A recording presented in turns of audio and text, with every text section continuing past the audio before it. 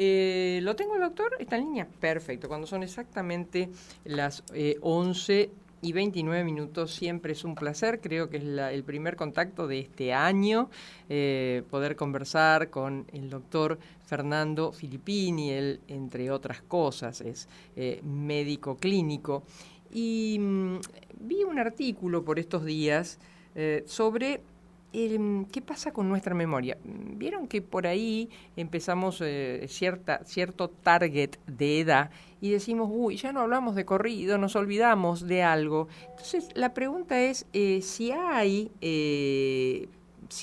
algunas pastillas, si sirven, para qué caso. Bueno, doctor Filippini, ¿cómo le va? Buenos días. Buenos días, María Armenias. Siempre es un gusto charlar con usted. Gracias, igualmente. ¿Empezó bien el año? Sí, muy bien, por suerte muy bien. Bueno. Ya trabajando, sí. De eso se trata, doctor. Bueno, ¿qué pasa con la actividad en nuestro cerebro? ¿Y hay algo que podemos hacer cuando sentimos que las cosas no fluyen como tiempo atrás para mantenerlo? Sí, el problema de la memoria es realmente un gran problema, ¿no es cierto? Porque no hay una memoria, hay distintos circuitos de memoria que se pueden ir alterando con los años y en última instancia no sabemos exactamente cómo el cerebro del ser humano almacena la información.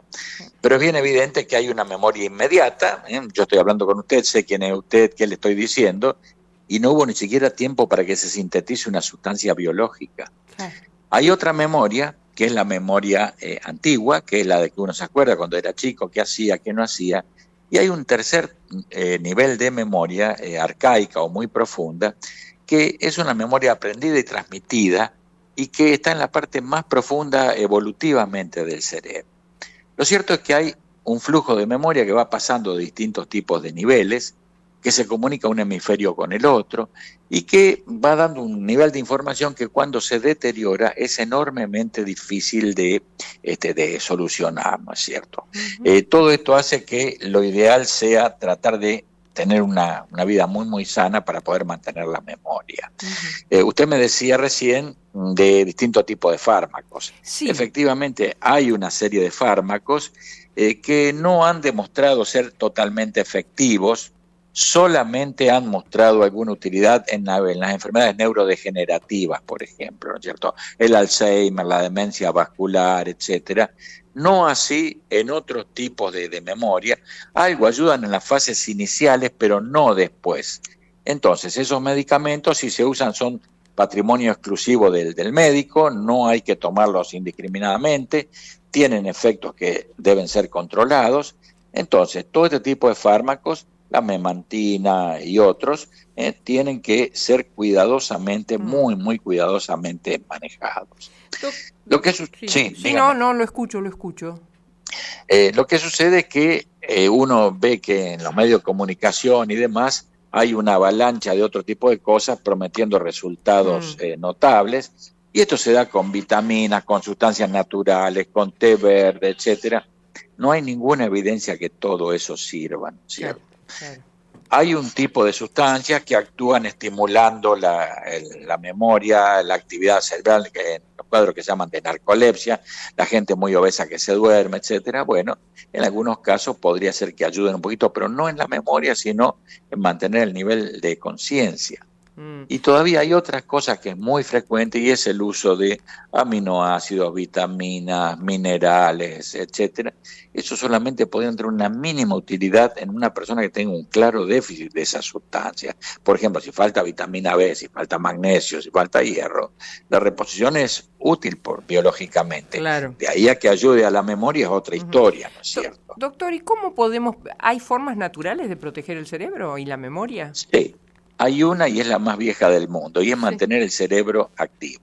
Yo siempre recuerdo haber leído hace muchísimos años un libro que se llamaba El gimnasio mental de Max. Es un libro muy interesante en el que se postulaba que el cerebro es igual que un músculo. Hay que desarrollarlo y mantenerlo activo constantemente. Es el único modo. En la medida que uno va avanzando en la vida y cerca de los 50 o 60 aparece un trastorno de memoria que se llama trastorno de la memoria simple.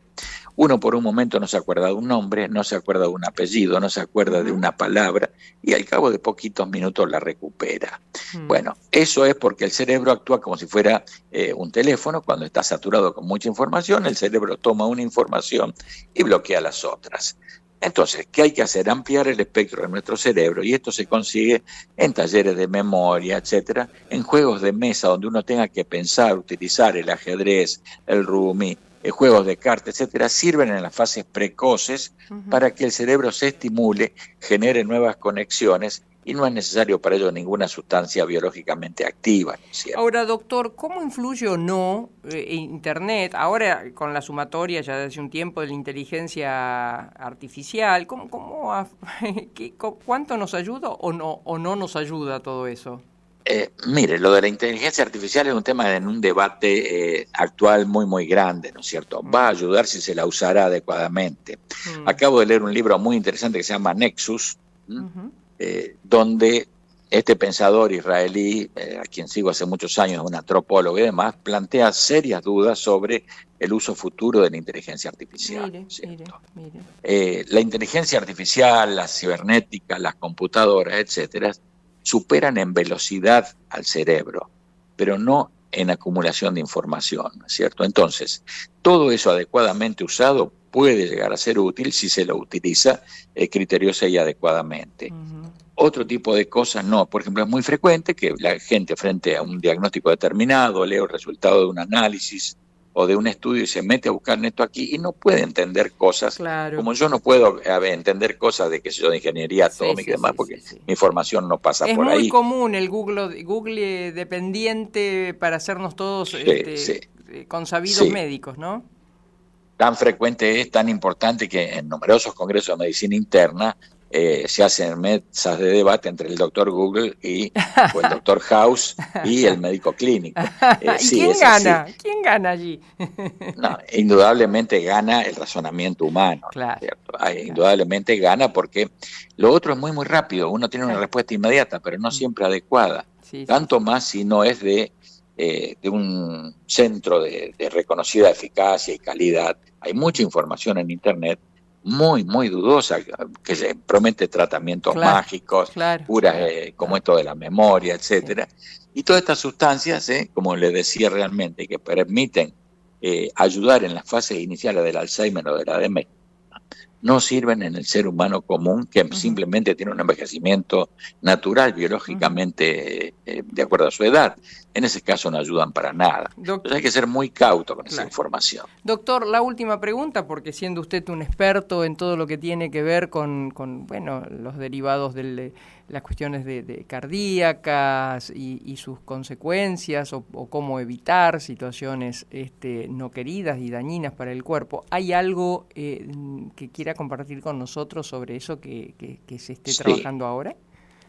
Sí, es una excelente pregunta y es un hecho también conocido desde hace muchísimos años que la aterosclerosis, la enfermedad que afecta a los vasos, afecta en forma universal al cuerpo. Es decir, si uno encuentra que una persona tiene un trastorno cardíaco, lo tiene en los miembros inferiores y en el cerebro. En razón de lo cual, tratar de prevenir el daño vascular a cualquier nivel, controlando los factores de riesgo, llámese tabaco, cigarrillo, colesterol, diabetes, presión, etcétera, etcétera, indudablemente contribuye enormemente a la salud general de una persona y sobre todo, en la parte de la memoria. Hay un hecho que es muy conocido, por ejemplo. El fumador importante comienza cerca de los 40 años a tener problemas para recordar números, series de números, cosas, etcétera, mucho más precozmente que una persona no fumadora. Esto se debe, por ejemplo, a la toxicidad del cigarrillo directamente, que produce compuestos sumamente tóxicos para el cerebro. En el cerebro hay células específicas y células de unión de sostén. Bueno, esto daña todo ese sistema de conexiones y la neurona, la célula cerebral, sufre notablemente. En consecuencia, el control de cualquier trastorno crónico, de cualquier desviación de los metabolismos, etcétera, es muy útil. Doctor Filippini, como siempre, un placer escucharlo. Muchas gracias, ¿eh? Gracias, María Herminia, gracias por llamarme y saludos a usted y a su equipo. Gracias. El doctor Fernando Filippini, que hace poquito, viene recibiendo lo que merece, ¿no? Distinciones y demás acá en Villa Gobernador Galvez, donde él nació. Lo nombraron, creo que médico distinguido de su ciudad antes de terminar el año. Es académico. La verdad, un placer siempre escucharlo. AMTRAM, Asociación Mutual Trabajadores Municipales, cuidando siempre la salud de las asociadas y asociados.